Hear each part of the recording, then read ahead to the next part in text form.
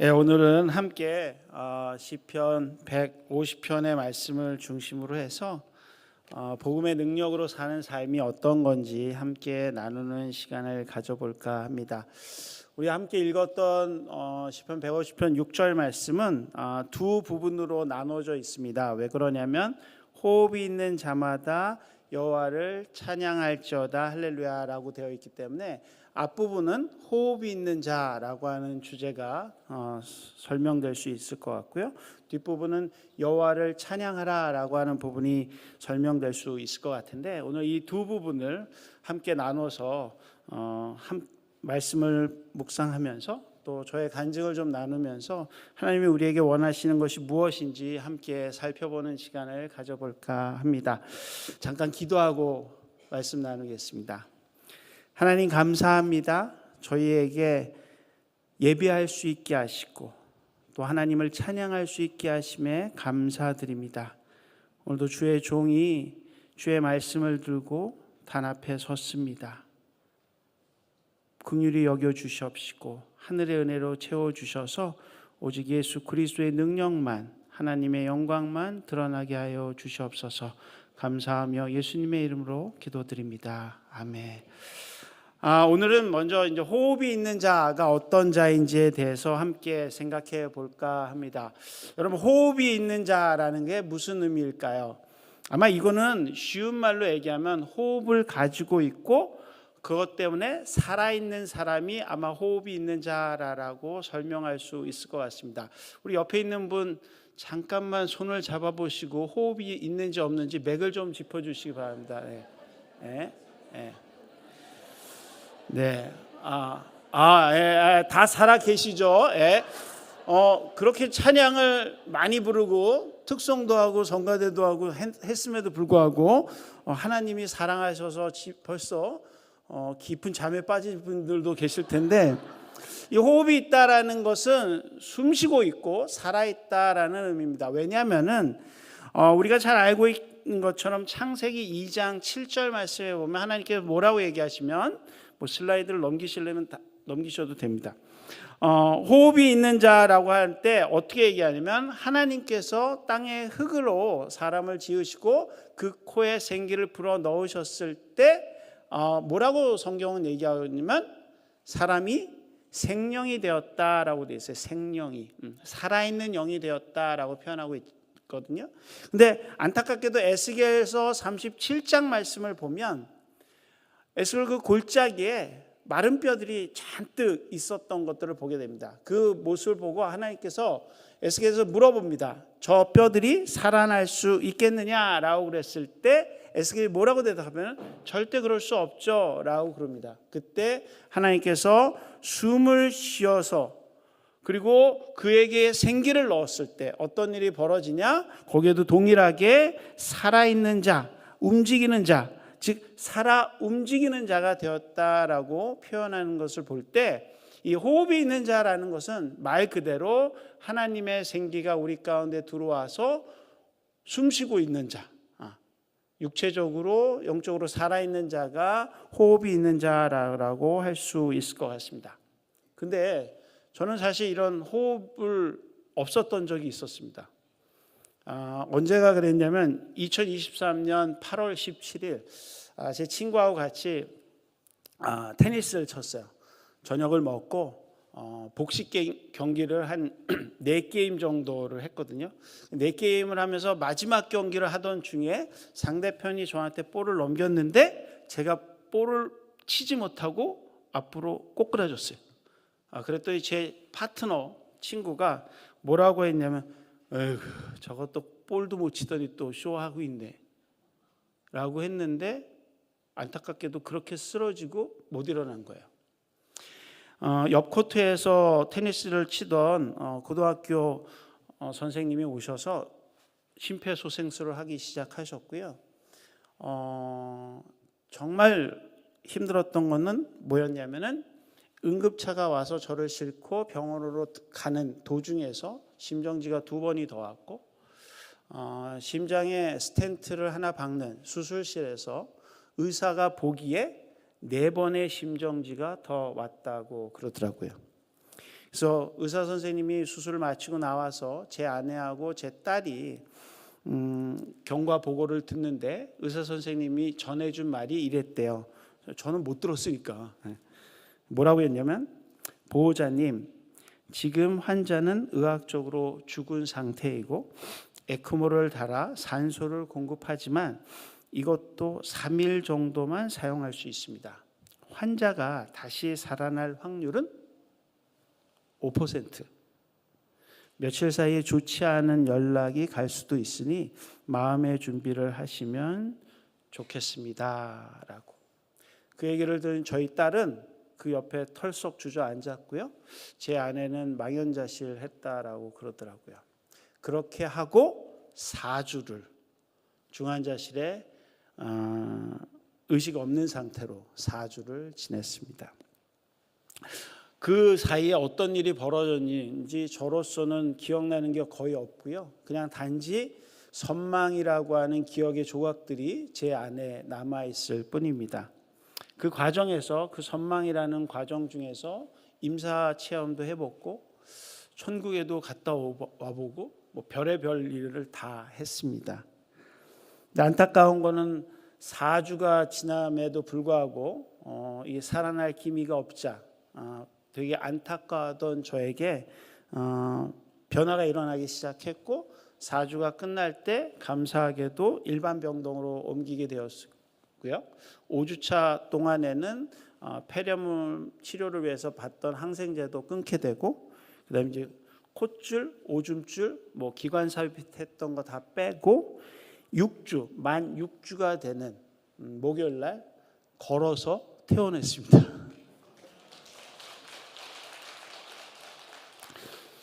왜 박수 치시죠?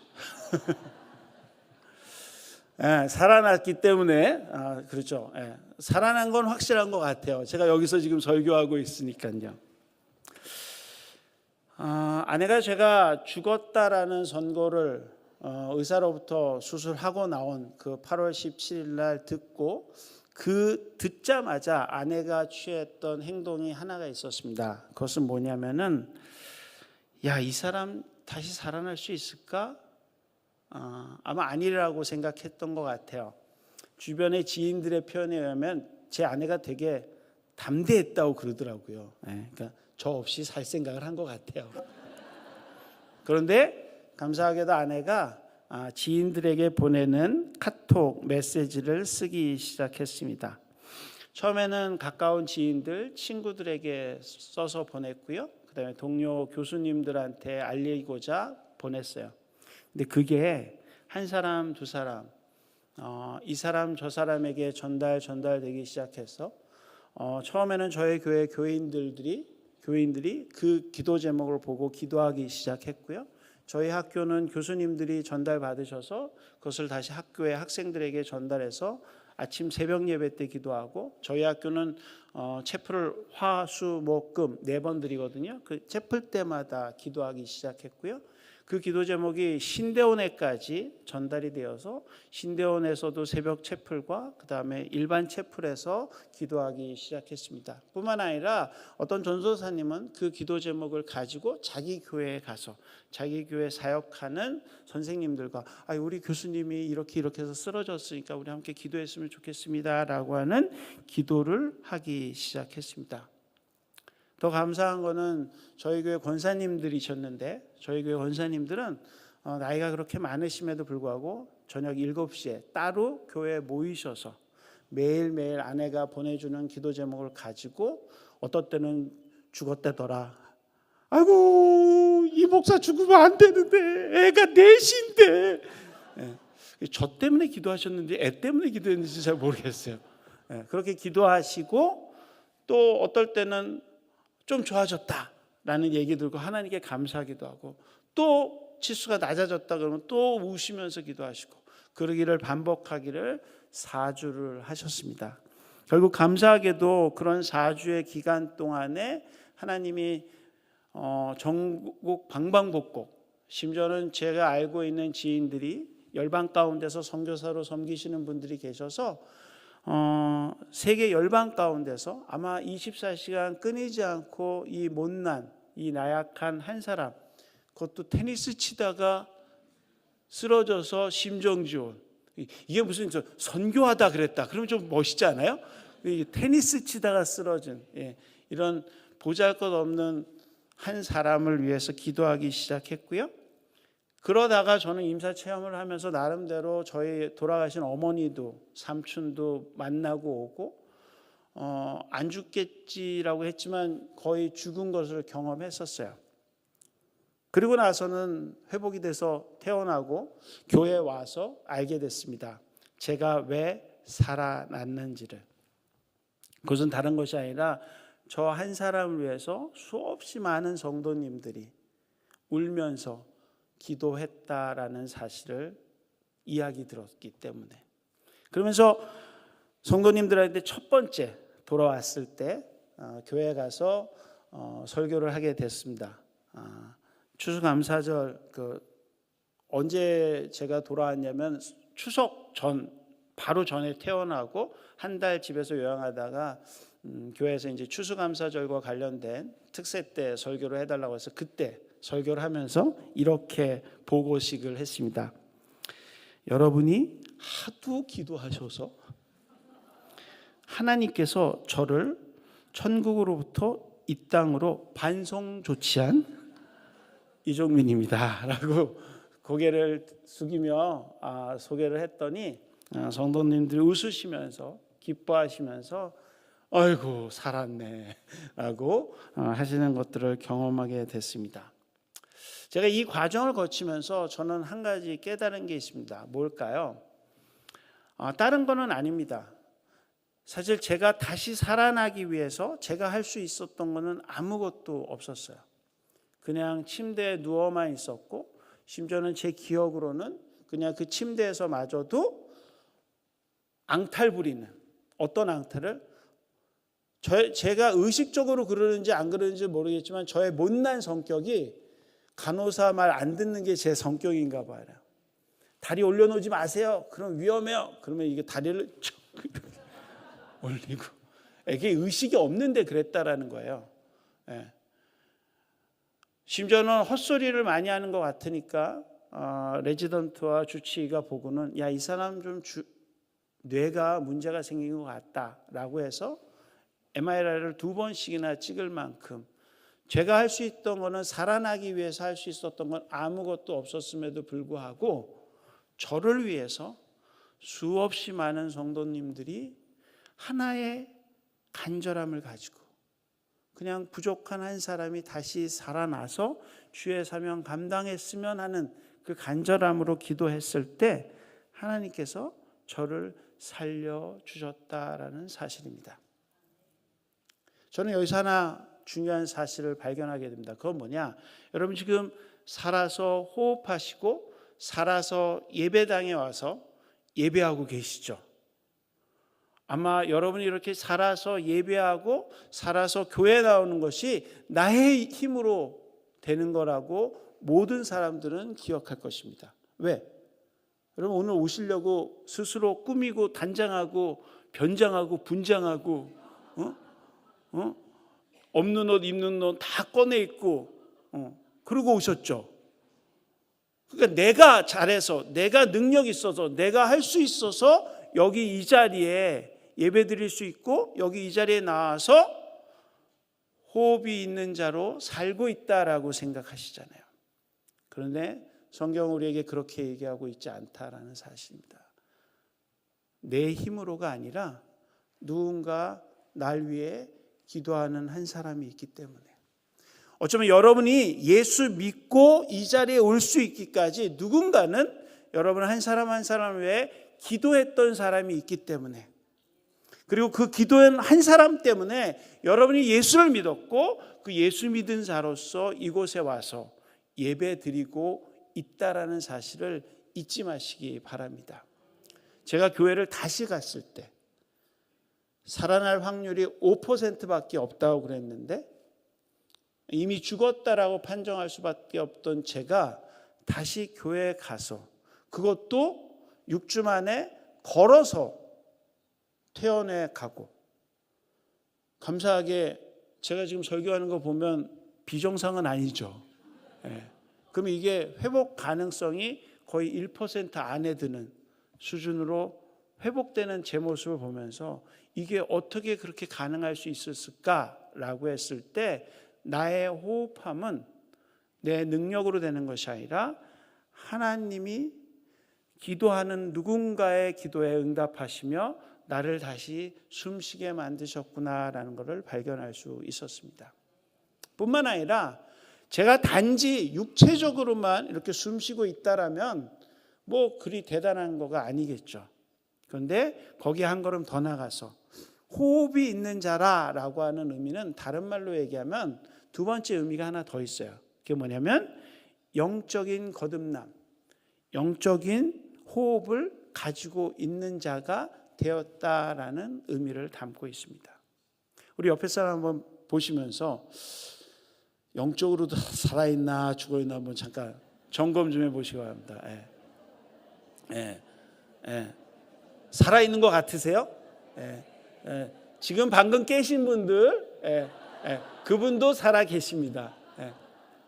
내가 영적으로 거듭났다라는 것, 어떻게 내가 새 생명을 갖고 호흡이 있는 영적 호흡이 있는 자로 다시 살아가는 사람이 될 수 있을까요? 그것은 딱 한 가지밖에 없습니다. 그것이 뭘까요?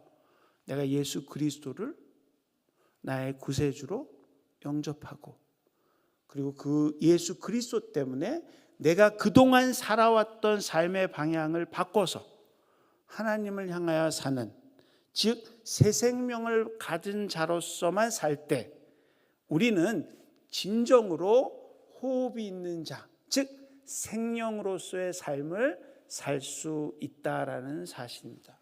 왜 그럴까요? 여러분 잘 아시는 요한복음 3장 말씀에 이런 말씀이 있어요. 하나님은 영이시니 신령과 진정으로 예배할지니라. 요한복음 4장에 사마리아 여인과 대화하시던 예수님이 해주셨던 말이에요.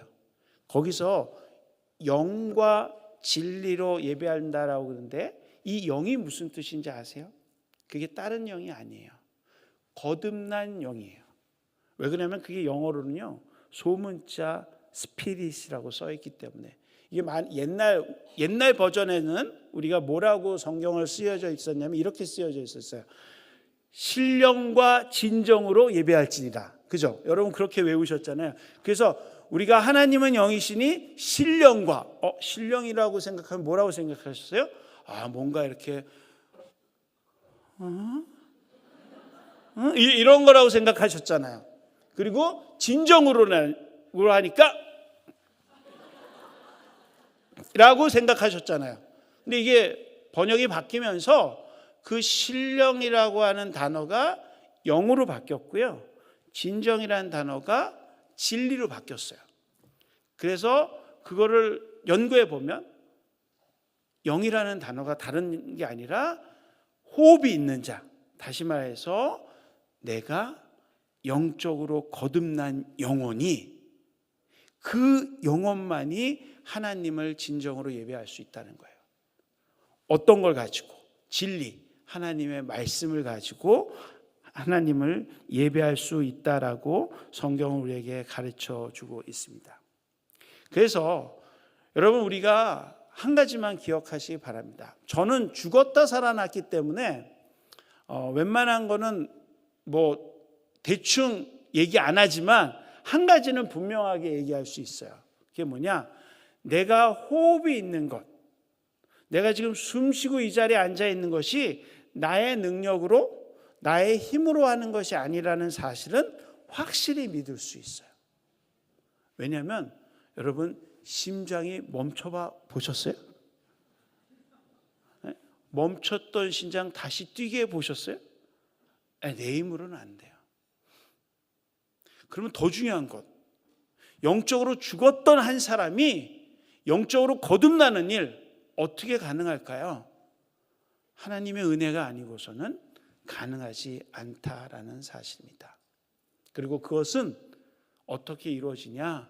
우리를 위해 누군가가 기도하고 있고 그 기도하는 성도의 기도에 하나님이 신실하게 응답하셔서 우리로 하여금 지금도 숨쉬게 하시고 우리로 하여금 지금도 예배하게 하시는 호흡이 있는 자로 살려주신다라는 사실을 믿음으로 고백하는 귀한 성도님들 되시기를 간절히 축원합니다. 자, 그러면서 옆에 있는 분들한테 이렇게 얘기해 주시면 고맙겠습니다. 당신 때문에 내가 사는 것 같아 라고. 자, 그러면 그 얘기 받으신 분이 뭐라고 대답하셔야 돼요? 뭐라고요? 나도 그래? 야, 그러니까 이제 서로 기도 안 해주겠다 이 얘기네. 당신 때문에 사는 것 같아. 그러면 뭐라고 대답하셔야 되는지 아세요? 당신을 위해 기도할게요. 그러셔야 돼요. 당신을 위해 기도할게요. 여러분, 한 사람이 호흡이 있는 자로서 다른 사람의 호흡을 위해, 그게 육적인 호흡이든 영적인 호흡이든 그 호흡을 위해 기도할 때 하나님께서는 우리 공동체 가운데 살아나게 하는 역사를 이루실 줄로 믿습니다. 여러분, 그런 일들이 일어나는 것이 교회 공동체예요. 교회 공동체. 그래서 교회 공동체는 그렇게 살아서 숨쉬는 호흡이 있는 자들이 모여 있는 곳이 바로 교회입니다. 다시 한번 옆에 사람들한테 눈을 뚫어지게 바라보면서 당신 때문에 사는 것 같아. 아유, 그렇죠. 그렇습니다. 아멘, 아멘. 당신을 위해 기도하겠습니다. 여러분, 그 입술에 고백을 하셨다라면 오늘서부터 최소 오늘 옆에 앉아있던 사람, 그 한 사람을 위해 고난주간 내내 한번 기도해 보세요.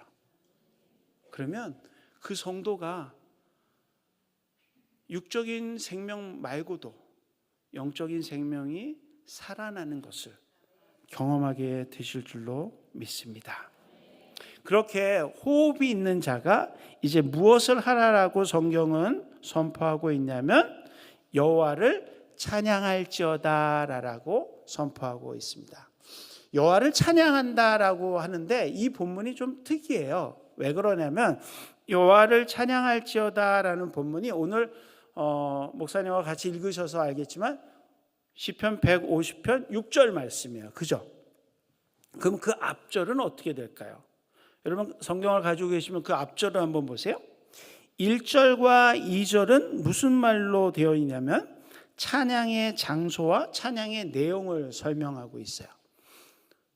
호흡이 있는 자들이 어디서 찬양해야 되고 어떤 내용을 찬양해야 되는지, 그죠? 성소에서 궁창에서 여호와 하나님을 찬양하고 그의 권능을 찬양하라라고 얘기하고 있고 그의 능하신 행동을 찬양하고 그의 지극히 위대하심을, 그래서 장소와 내용이 얘기하고 있는 반면에 3절서부터 5절까지는 놀랍게도 찬양의 여러 가지 도구들, 악기들을 소개하고 있어요.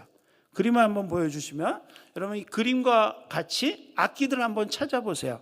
무슨 악기가 제일 먼저 나와요? 3절에 나팔이 나와요. 나팔 보이시죠? 그 다음에 또 뭐가 있어요? 비파와 수금이 있어요. 뿐만 아니라 소고, 그리고 현악, 퉁소, 그 다음에 큰 소리 나는 재금과 높은 소리 나는 재금이 등장하는 것들을 보고 계십니다. 그리고 나서 6절이 나와요. 그럼 6절에 호흡이 있는 자들이란 의미는 무슨 의미예요? 이것도 악기라는 거예요. 호흡이 있는 자도 악기라는 거죠. 여러분 몸이 악기라는 생각 해보셨어요? 안 해보셨죠? 제가 미국에 있을 때 저희 교회 성도님들이 그 합창단을 하시는데 한 번은 그 합창단 연주회가 있다고 해서 초대를 해서 가봤어요. 근데 합창단 연주를 예쁘게 잘하시더라고요. 권사님네 그룹인데, 근데 더 감동받은 건 뭐냐? 거기 조수미가 찬조 출연을 했어요. 와가지고 조수미가 곡을 3곡을 불러주는데,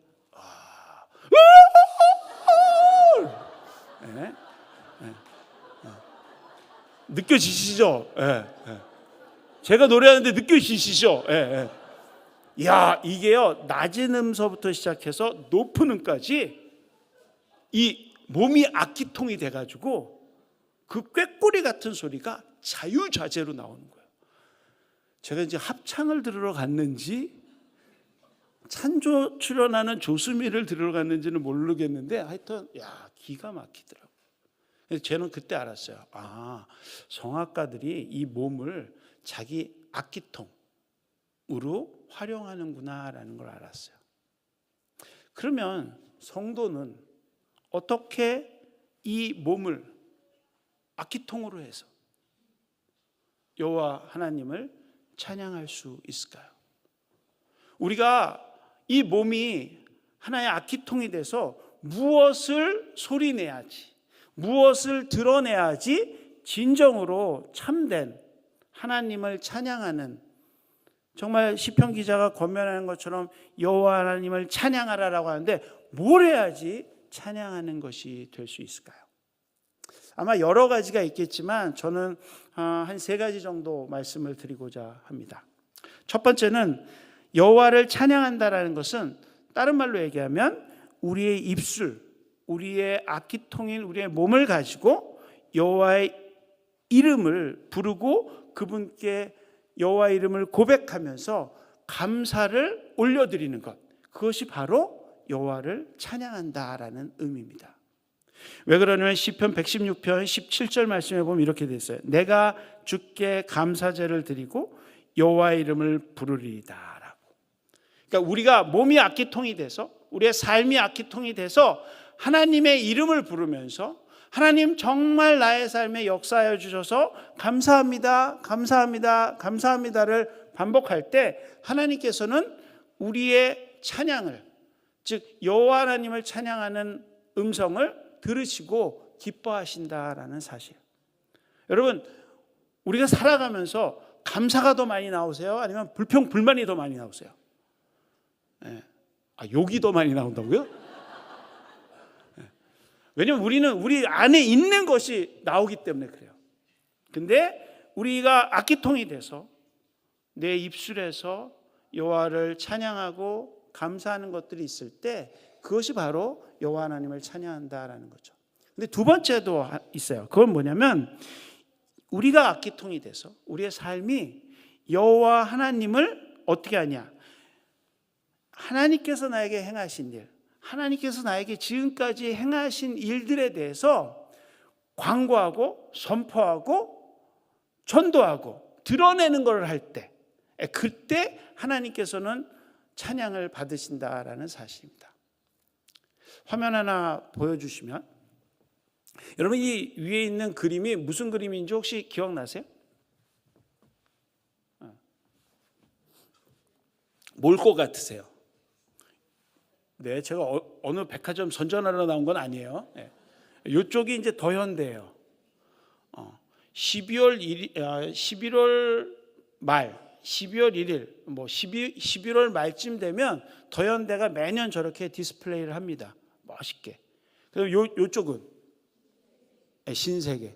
신세계가 양면을 완전히 전광판을 쫙 해가지고 이게 사실은 돌아요. 왜 여기는 안 돌지? 제가 도는 걸로 올려드렸는데. 근데 중요한 게 있어요. 저게 언제 한다고요? 12월에. 뭐 때문에? 뭐 때문에요? 여러분 이제 성탄절을 영어로 뭐라고 그러죠? 성탄절? 크리스마스. 영어도 잘 다 하시네요. 크리스마스가 무슨 뜻이에요? 그리스도, 메스, 미사, 그리스도 예배. 성탄절이 영어로 하면 그리스도 예배예요. 그리스도 예배. 이걸 조금 한국적으로 번역하면 성탄절은 성탄절이 아니라 뭐야? 기독 예배예요. 기독 예배. 네. 근데 여러분 보세요. 뭐가 보이세요? 기독교, 그리스도가 보이시냐고요? 안 보이시죠? 저게 삶을 도구로 해서 하나님을 선전하고 하나님을 광고하고 하나님을 홍보하지 못하는 삶이 저런 삶이에요. 근데 우리가 하나님을 찬양하고 여호와를 찬양한다고 했을 때 어떤 걸 하는 거냐? 베드로 전서 2장 9절 말씀 보면 그러므로 너희는 택하신 족속이요 왕 같은 제사장이요 거룩한 나라요 그의 소유된 백성이니 이는 너희를 어두운 데서 불러내어 그의 기이한 빛에 들어가신 이의 아름다운 덕을 선포하게 하심이라. 우리가 우리의 삶을 통해서 우리의 삶이 악기통이 되어서 여호와를 찬양한다는 의미는 우리의 삶을 통해서 여호와가 드러내 보여지게 살아야 된다는 사실입니다. 이처럼 감사와 그리스도의 행하심을 드러내는 것이 여호와를 찬양하는 거라면 저는 여호와를 찬양하는 또 하나의 의미가 있다라고 믿습니다. 그건 뭘까요? 결론부터 먼저 말씀드리면 이런 거예요. 여호와를 찬양한다라는 것은 여호와께서 어떤 일을 장차 행하실지를 믿음으로 공포하는 것을 여호와를 찬양한다라고 말할 수 있습니다. 믿음으로 하나님께서 앞으로 나의 삶에 행하실 일을 선포하는 것을 여호와를 찬양한다라고 할 수 있습니다. 왜 그럴까요? 제 간증이 있기 때문에 그래요. 이건 주석에서 나온 것이 아니라 제 간증에서 나오는 겁니다. 왜 그러냐면 재작년 2023년에 그렇게 쓰러졌다가 회복이 됐잖아요. 사람은 안 변해요. 왜 안 변하냐? 그렇게 스텐트 하나 받고 나왔으면 이 심장이 어떻게 될 것 같아요? 이렇게 튼튼해야 될 것 같은데 이 심장이 여전히 안 좋더라고요. 병원을 옮기고 검진을 계속 받고 있는데 주치의가 저한테 그러더라고요. 선생님, 아무래도 관상동맥이 약하신 것 같습니다. 올 1학기 때 수술한 지 벌써 6개월이 지나셨는데 혹시 모르니까 관상동맥에다 스텐트를 2개만 좀 더 박죠. 그러시더라고요. 그래서 또요? 네. 제가 지금 학기 중이어서 그럼 방학하고 박죠. 그랬더니 의사 선생님이 저를 이렇게 빤히 쳐다보면서 뭐 이런 놈이 있나 그러더라고요. 그래도 어쨌든 방학 때 하기로 결정을 하고 그 7월에 스텐트를 박으러 들어갔어요. 네, 들어가서 봤더니 처음에 스텐트를 박았던 그 자리가 막히기 시작하는 걸 발견하게 됐어요. 그래서 원래 스텐트 수술할 때는 이렇게 멀쩡하게 눈 뜨고 수술하는 거 아시죠? 의사하고 얘기하면서 거봐요, 2개 안 박았으면 큰일 났고요. 여기 막히니까 가능하면 빨리 흉부외과 수술을 다시 받아야 될 것 같습니다. 그러셔서 그러세요? 뭐 어떻게 안 해요? 그러면 그러면 대충 하고 끝내죠. 이럴 수 있으니까 그러세요 라고 해서 결국은 한 달 후에 8월 6일 날 다시 관상동맥 우회수를 받으러 들어갔습니다. 감사하게도 아침 7시에 수술방에 들어가서 잘 수술이 됐어요.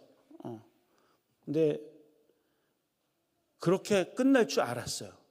근데 무슨 일이 벌어졌냐? 수술을 하고 한 7시간, 6시간에서 7시간이면 저는 이제 관상동맥 3개를 연결했거든요. 이게 닫으면 돼요. 한 7시간 정도 수술했을 때 닫으려고 하는데 마취과 선생님이 저희 흉부외과 선생님한테 그런 거야. 선생님 심장 안 뛰는데요. 그래서 흉부외과 선생님이 깜짝 놀라셔서 닫으려고 하던 가슴을 다시 열고 마사지를 해서 심장을 뛰게 하고 난 걸 확인하고 나서 닫았어요. 다 잘 됐죠? 근데 왔는데 회복실에 와서 기다리는데 출혈이 안 멈추는 거예요. 7시부터 저녁 7시부터 시작해서 그 다음 날 재수술을 들어갈 때까지 500ml짜리 수혈액을 30개를 받았습니다. 그래도 안 멈춰서 새벽 4시에 의과 의료진들이 긴급 회의를 했고 마취과 의사를 불러서 원래 이제 8시에 수술방이 열리는데 새벽 7시에, 아침 7시에 수술방을 열어서 다시 들어갔어요. 그리고 다시 열었어요. 그리고 다시 꼬맸는데 알고 봤더니 좌회전지 중에 이 뒤쪽에 있는 데가 꼬맨 데가 터져 있었던 거예요. 그래서 그걸 다 꼬매고 닫았어요. 한 3시간 반에 수술을 마치고 오전 12시쯤에 회복실로 왔습니다. 회복실로 와서 한 1시간에서 2시간이 있다가 호흡이 정상적으로 돌아오는 걸 보고 이제 호흡기도 빼고 그다음에 기관삽입 했던 거 또 빼내고 이제 기다리기 시작했어요. 근데 문제는 언제부터 시작됐냐? 이때부터 시작된 겁니다. 가슴을 열었다 닫았다 열었다 닫았다 이 2번을 하는 바람에 보통 같으면은 허파가 그렇게 많이 줄어들지 않아도 되는데 허파가 많이 줄어드는 걸로 인해서 호흡이 너무 어려워진 거예요. 그래서 제가 의도적으로 라고 숨을 쉬지 않으면 산소량이 자꾸 떨어지고 숨쉬기가 힘든 거예요. 오후 1시, 2시, 3시를 넘어가기 시작하는데 숨쉬기가 너무너무 힘들어지기 시작하는 거예요. 산소 포화도를 높이기 위해서 코에는 산소를 넣어주긴 해줌에도 불구하고 숨쉬기가 너무 힘들어서 목사인 제가 오후 한 4시, 3시, 4시가 될 때 그 중환자실에서 하나님께 드렸던 기도가 이런 기도였습니다. 주님, 지금까지 살려주심에 감사합니다. 하지만 이렇게 숨쉬느니 여기까지만 숨쉬겠습니다. 너무 힘든 거예요. 더 이상은 숨쉬는 것이 너무 힘듭니다. 목사인 제가 그 기도가 나오더라고요. 저는 저를 위해서 기도하는 분이 얼마나 많은지도 알았어요. 그리고 그날도 수술하러 들어갈 때 우리 아들이 뭐라고 그랬냐면 아빠 이 수술은 안 될 확률이 3%라는데 안 될 확률 수술해서 잘못될 확률이 3%라는데 거기는 안 들어가겠지? 우리 아들이 막내 아들이 그때 중2였는데 안 들어가겠지? 라고 했는데 또 저는 또 아들 말 안 듣는 아빠잖아요. 그 3%에 또 들어간 거예요. 그리고 죽고 싶은 거예요. 근데 제 앞에 작년에 제가 쓰러져 있었던 것처럼 쓰러져 있는 사람이 중환자실에 있었어요. 오후 5시가 되자 커튼이 닫히더라고요. 그리고 커튼 너머로 그 환자의 가족들이 와서 울고불고 난리하는 거예요. 오빠 살아나야지. 왜 여기까지 며칠째 누워있는 거야. 빨리 살아나야지. 여보 살아나야죠. 이제 힘내세요. 곧 살 수 있을 거래요. 조금만 힘내. 막 이러기를 한 10여 분. 원래 이제 중환자실 면회가 10여 분 정도밖에 안 되니까 10여 분이 지나고 조용해지더라고요. 간호사가 다시 커튼을 열었어요. 그 환자는 그대로 있더라고요. 저는 숨이 쉬기 힘들어서 죽고 싶은데 나보다 더 심한 상태에 있는 사람을 보면서 제가 이렇게 기도했습니다. 나사렛 예수 이름으로 명하는 이렇게 할게요. 제가 그렇게 할 사람으로 보이세요? 저는 그렇게 기도 못합니다. 저는 뭐 그런 불의 사자가 아니기 때문에 저는 기독교 교육과 교수지 불의 사자가 아니에요. 제가 진짜 그 사람 들릴랑 말랑 나사렛 예수 그리스도의 이름으로 명하노니 살아날지어다. 당신이 예수를 믿는지 안 믿는지 저는 모르지만 다시 살아나서 예수 믿고 예수님께서 당신을 살리셨다는 간증을 하시기 바랍니다. 왜 이 기도를 했냐면 저는 알거든요. 중환자실에 그렇게 4주를 누워봐 있어서 귀는 열려 있거든요. 귀는 몸은 다 묶여 있어도 귀는 들려요. 그러나 주변에 많은 사람들이 있으니까 크게는 못하고 조용하게. 청력이 좋으면 들어, 못 들으면 못 듣는 거지. 그리고 나서 찬양을 하기 시작했습니다. 살아계신 주 나의 참된 소망 걱정 근심 전혀 없네. 근데 이제 이게 문제가 됐어요. 뭐가 문제일까요? 가사를 모르겠는 거예요. 근데 이제 이때부터는 이제 작사. 사랑의 주 내 발길 인도하니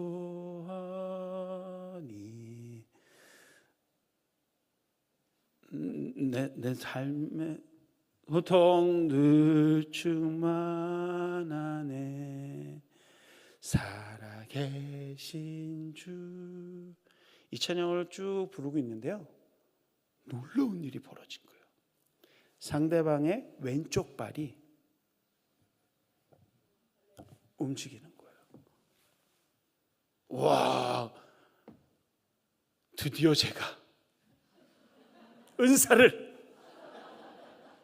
과연 그럴까요? 그렇지는 않았어요.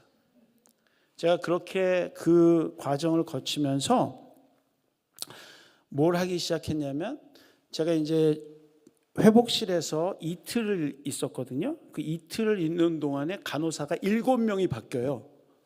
8시간마다 바뀌니까 그 8명한테 간증 집회를 시작했습니다. 내가 이렇게 해서 이렇게 쓰러졌던 사람인데 이렇게 해가지고 이렇게 했는데 너 이렇게 해서 이렇게 해서 이렇게 해서 이렇게 움직이니까 간호 좀 잘하라고. 근데 간호 잘하려면 예수 믿어야 된다고. 교회 다니냐고. 왜냐하면 제가 입원했던 병원이 영성 간호의 시작이다. 뭐 이렇게 플랜카드를 붙여놓은 데예요. 영성 간호의 시작. 영성 간호면 뭐예요? 영적이어야지 영성 간호를 할 거 아니에요. 그래서 예수 안 믿으면 영성 간호 못 한다고. 그랬더니 그 7명 중에 교회 다니는 사람이 하나밖에 없더라고요, 간호사들이. 근데 더 가슴 아픈 게 뭐냐? 5명이 교회 다니다가 지금은 안 다니는. 한 명만 불교 신자고. 네. 그래서 그런 간증 집회를 했어요. 근데 가장 중요한 게 뭐냐? 첫 번째 간호사하고 간증을 얘기하는 중에 제가 막 울면서 얘기했거든요. 그러니까 나를 믿으라니까. 내가 이래가지고 이렇게 울면서 간증을 하고 전도를 했는데, 그 간증을 하면서 운 것이 무슨 결과를 가져왔는 줄 아세요? 제 폐를 확장을 시킨 거예요. 이게 왜냐면요, 여러분 수술, 이 폐 수술 하신 분들, 가슴 여는 수술 하신 분들 알겠지만 이게 기침한다고 이게 펴지지 않아요. 엄청 기침을 해도 안 펴져요. 근데 이게 간증하면서 말하면서 울고 막 가슴이 진동하니까 이 폐가 커지는 거예요. 더 중요한 건 뭐냐? 아까 그렇게 해서 발 움직였던 그 사람, 그 다음날 아침에 나가더라고요. 수술을 하러 가는지 살았는지 죽었는지 전 몰라요. 왜? 의료 기록이기 때문에 저한테 안 가르쳐 주거든요. 근데 한 가지 중요한 거는 확실하잖아요. 뭐예요? 제가 어떤 사람이었어요? 하나님, 더 이상 호흡 못 하겠습니다. 저 죽고 싶습니다. 저 죽여주세요. 그랬던 제가 어떤 사람으로 바뀌었어요? 그 기도대로 됐잖아요. 물론 그 기도대로 제가 예수를 믿는지 안 믿는지는 모르는 거 아니에요. 전 예수님 믿어요. 그런데 간증하는 사람이 됐잖아요. 그리고 제가 분명히 숨 쉴 수 없었던 사람인데 다시 숨 쉬는 사람이 됐잖아요. 찬양이 뭐라고요? 하나님이 장차 나에게 행하실 일을 믿음으로 공포하는 거라고요. 하나님이 어떠신 분인지, 그분이 얼마나 감사한 분인지 우리는 지금까지 해왔어요. 할 수 있어요. 그리고 하나님이 나의 삶에 얼마나 놀라운 일을 하셨는지 자랑도 할 수 있고 선포도 할 수 있어요.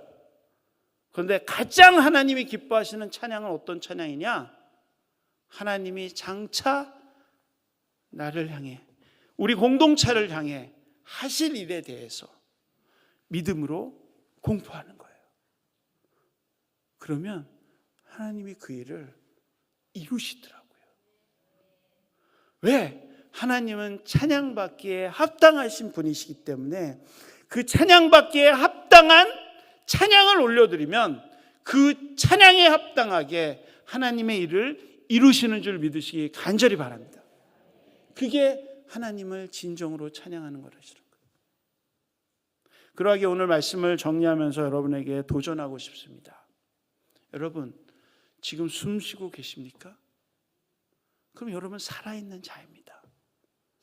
그런데 그냥 육적인 숨만 쉬며 그냥 이 땅을 육적인 생애만을 살기 위해서 사시지는 않으시잖아요.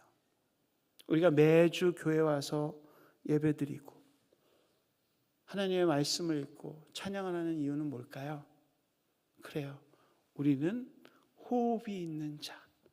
다시 말해서 하나님이 우리에게 허락하신 거룩한 새 생명을 가진 자임을 믿음으로 기억하시기 바랍니다. 그리고 그 믿음을 가지고 그 호흡을 가지고 하나님을 향하여 감사도 올려드리고 하나님이 어떤 분이신지 자랑도 할 뿐만 아니라 이제는 더 큰 믿음으로 하나님께서 나에게, 아니 우리 공동체를 통해서 어떤 일을 행하실 것인지를 선포하는 귀한 믿음의 권속들이 되시기를 간절히 축원합니다. 말씀을 마치면서 한 가지 기도 제목으로 기도하기를 원합니다. 그것은 다른 것이 아니라 하나님, 제가 호흡이 있는 자로 여호와를 찬양하는 사람이 되어서 그 복음에 합당한 삶을 살아가는 자가 되게 하여 주시옵소서. 아까도 약속하셨죠? 내가 당신을 위해 기도하겠다라고. 그런 것처럼 하나님, 내가 호흡이 있는 자로 이제 내 옆에 있는 사람을 위하여 기도하는 자가 되겠다라고.